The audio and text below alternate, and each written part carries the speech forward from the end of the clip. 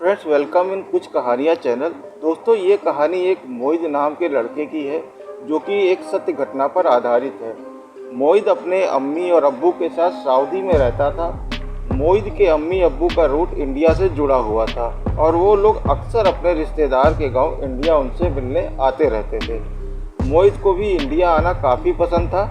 मोहित देखने में बहुत खूबसूरत था और अभी महज 12 साल का था। मोहित को अच्छे से तैयार होने का बड़ा शौक था। वह हमेशा इत्र लगाकर तैयार होता था, जबकि मोहित की अम्मी उसे इतना इत्र लगाने से मना करती थी। कहती थी कि ज़्यादा इत्र लगाना बुरी बात है, इससे बुरी रूहें आकर्षित होती हैं। लेकिन मोहित पर उनकी बातों का कोई असर नहीं होता था। हर बार की तरह मोहित अपने अम्मी अब्बू के साथ इंडिया अपने रिश्तेदार के गाँव फिर आता है। गाँव में कुछ लड़के मोहित के दोस्त बन गए थे। मोहित को उन लड़कों के साथ घूमना फिरना बहुत ही अच्छा लगता था। इस बार मोहित ठंड के मौसम में इंडिया आया हुआ था। ये मौसम उसे काफ़ी अच्छा लग रहा था। सऊदी के गर्म माहौल से निकलकर यहाँ उसे काफ़ी राहत महसूस हो रही थी। एक रात जब मोहित अपने रिश्तेदार के घर पर था तो उसके कुछ दोस्त वहाँ पर आते हैं और मोहित से कहते हैं, चल मोहित, थोड़ा घूम फिर कर आते हैं। और मोहित उनकी बात मान लेता है। लेकिन मोहित निकलने से पहले अपने आदत के अनुसार ढेर सारा इत्र लगाता है। रात के कुछ 9 बजे होते हैं। ये सारे दोस्त गांव से थोड़ी दूर पर एक बाग होता है, वहां पर घूमने के लिए जाते हैं।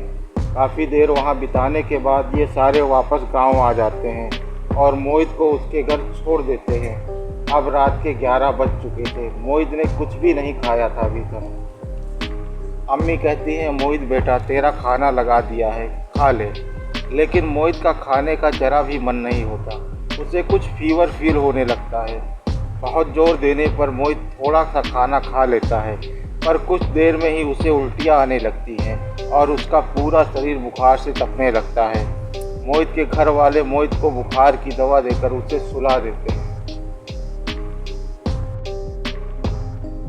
अब करीब रात के 2-2:30 बजे मोहित को एक सपना आता है।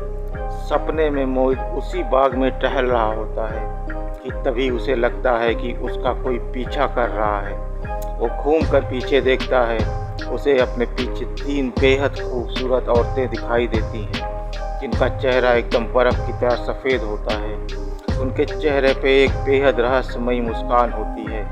मोहित कुछ बोल पाता कि तीनों मोहित के ऊपर झपट पड़ती हैं, जैसे कि उसे मार ही देंगी। मोहित की चीख के साथ उसकी नींद खुल जाती है। वह बेहद डरा हुआ होता है। उसका शरीर पसीने से सना हुआ था। उसकी चीख सुनकर मोहित के अम्मी अब्बू भी आ जाते हैं। क्या हुआ बेटा? पर मोहित के चेहरे पर हवाई उड़ रही थी। वो डरा सहमा बैठा हुआ था। बहुत पूछने पर मोहित ने अपनी अम्मी को पूरी बात बता दी। अब अगली सुबह मोहित के अम्मी अब्बू उसे गांव वालों की सलाह पर उसे एक झाड़ फूक वाले के पास ले जाते हैं और मोहित की नज़र उतरवाते हैं। अब 2 दिन बीत चुके थे। मोहित को अब वापस सऊदी के लिए रवाना होना था और वो अपने अम्मी अब्बू के साथ अपने घर सऊदी वापस लौट आता है। और उसी रात जब मोहित सो रहा था, उसे सपने में फिर वही 3 औरतें दिखाई देती हैं। वो भयानक हंसी के साथ मोहित को घूरे जा रही थी और मोहित से कहती हैं कि तू कितना भी भाग ले, हमसे बच नहीं पाएगा। और मोहित को लगा कि वो तीनों मोहित का गला दबा रही हैं। मोहित हिल भी नहीं पा रहा था और एक चीख के साथ मोहित उठकर बैठ जाता है। अब मोहित को एहसास होता है कि यह महज सपना नहीं है, कोई भयानक साया उसका पीछा कर रहा है। मोहित काफ़ी डरा हुआ था, मगर उसने ये बात अपने अब्बू अम्मी को नहीं बताई। अब मोहित काफ़ी परेशान रहने लगा।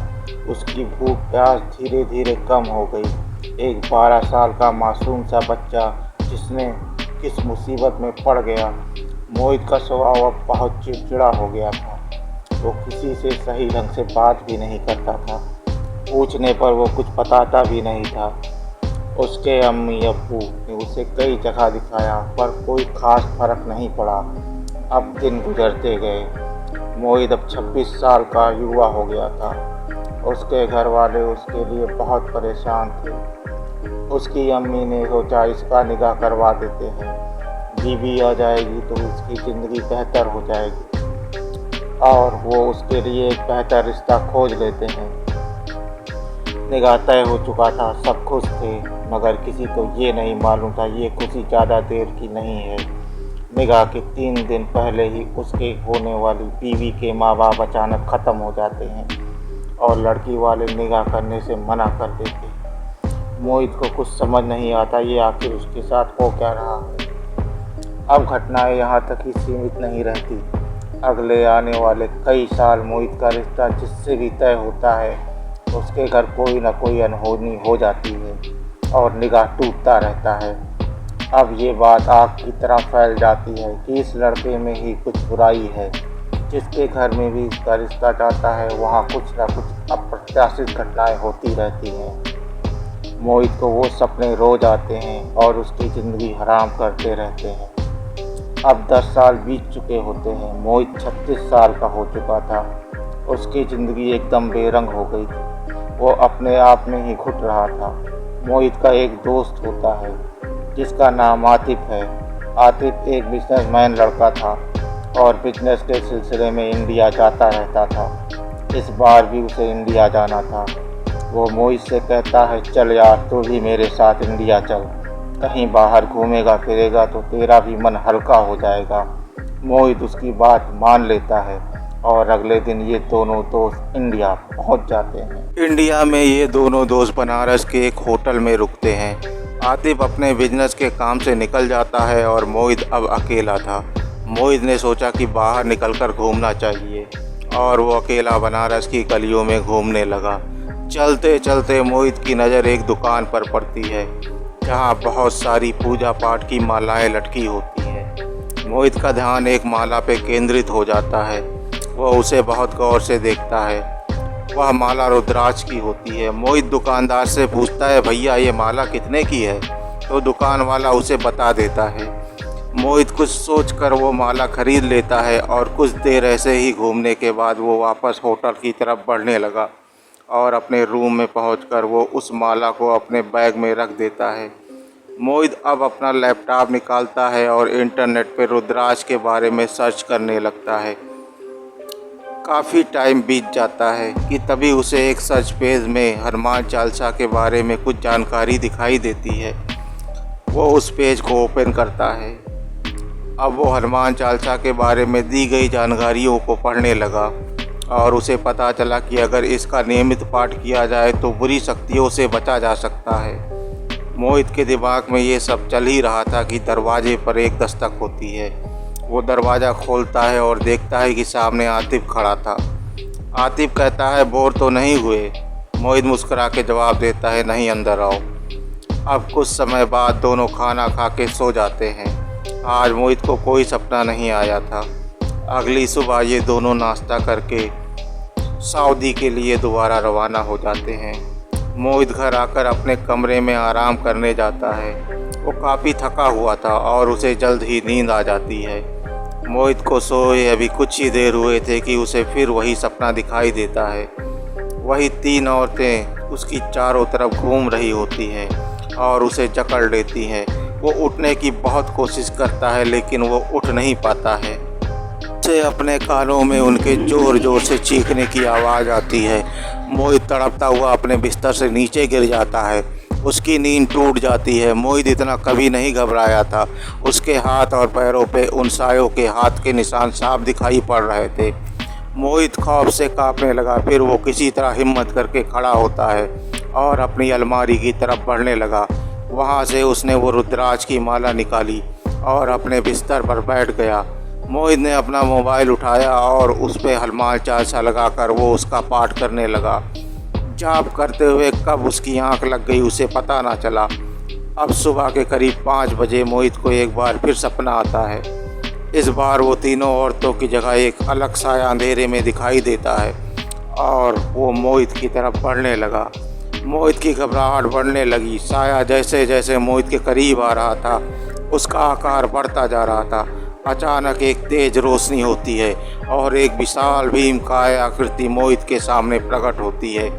वो कोई और नहीं, स्वयं बजरंग बली होते हैं। अपने विकराल स्वरूप में हाथों में गदा लिए मोहित चौंकर उठ बैठता है, पर इस बार वो घबराया हुआ नहीं था। उसे इतने दिनों बाद बहुत अच्छा महसूस हो रहा था। मोहित उठता है और अपने अम्मी से अपने मनपसंद का कुछ बनाने को कहता है। जाने कितने दिनों बाद मोहित ने भरपेट दिल से कुछ खाया था। मोहित का सारा दिन बहुत ही अच्छा बीता। अब मोहित रोज़ाना हनुमान चालीसा का पाठ करने लगा और उसको वो डरावने सपने आने बंद हो गए। लेकिन एक दिन मोहित के एक दोस्त के यहाँ एक छोटा सा फंक्शन होता है। मोहित भी वहाँ जाता है। वहाँ पर खाने में केवल नॉनवेज आइटम ही होता है। मोहित को नॉनवेज छोड़े काफ़ी दिन हो गया था, पर मोहित के दोस्तों के दबाव डालने पर वो उसे खा लेता है और रात को अपने घर वापस आ जाता है। मोहित को कुछ अच्छा नहीं लगता। उसे पता था उससे गलती हो गई है, पर अब वो कुछ कर भी तो नहीं सकता था। जो होना था वो हो गया, ये सोचकर वो सो जाता है। रात के करीब 3 बजे उसे फिर सपना आता है। सपने में इस बार वो तीनों साए फिर उसे दिखाई देती हैं, पर इस बार उनका स्वरूप बहुत ही भयानक होता है।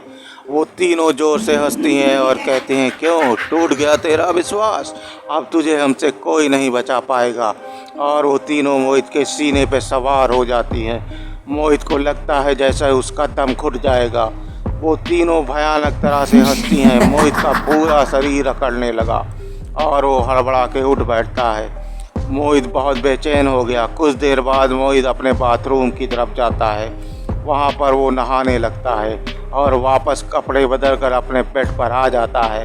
वो उसी रुद्राक्ष की माला को निकाल कर अपने माथे से लगाता है और रोते हुए अपने मन में कहता है, हे बजरंगबली, अगर तू सच में है, अगर तू अपने भक्तों की सच में रक्षा करता है, तो तू या तो आज मुझे इस मुसीबत से बचा ले या तो फिर मुझे अपने पास बुला ले। इतना कहकर मोहित हनुमान चालीसा का पाठ करने लगता है और पाठ करते करते वो सो जाता है। मोहित सोया ही था कि उसे फिर सपना आता है। सपने में इस बार वो एक अंधेरी गुफा में होता है और वो देखता है कि गुफा के अंदर से चीखने की आवाज़ें आ रही थी, जैसे कोई बहुत दर्द में हो। वो आगे बढ़ता है और उसे दिखाई देता है कि चीखें उन्हीं तीनों सायों की थी, पर उन तीनों सायों के सामने एक विचित्र विकराल आकृति भी थी जिसके 5 सर थे। मोहित ध्यान से देखता है और उसे दिखाई पड़ता है ये तो हनुमान जी का पंचमुखी स्वरूप है। और धीरे धीरे उन सायों की चीखें बढ़ती जाती हैं और अचानक मोहित के सामने ही उन सायों के चीखड़े उड़ जाते हैं और मोहित के सामने स्वयं अत्यंत विकराल स्वरूप में स्वयं बजरंगबली खड़े होते हैं। एक दैवीय मुस्कान के साथ वो मोहित के सर पे हाथ रखकर विलुप्त हो जाते हैं। मोहित की आंखें खुल जाती हैं। उसे अपना शरीर एकदम हल्का महसूस होता है। उस दिन के बाद मोहित को कभी वो सपने नहीं आते। मोहित की कुछ समय बाद निकाह भी हो जाता है। तो दोस्तों, आपको ये कहानी कैसी लगी? अपने सुझाव साझा करिए। चैनल को लाइक, शेयर और सब्सक्राइब करिए। मिलते हैं ऐसी ही कुछ रोचक कहानियों के साथ। तब तक के लिए अलविदा।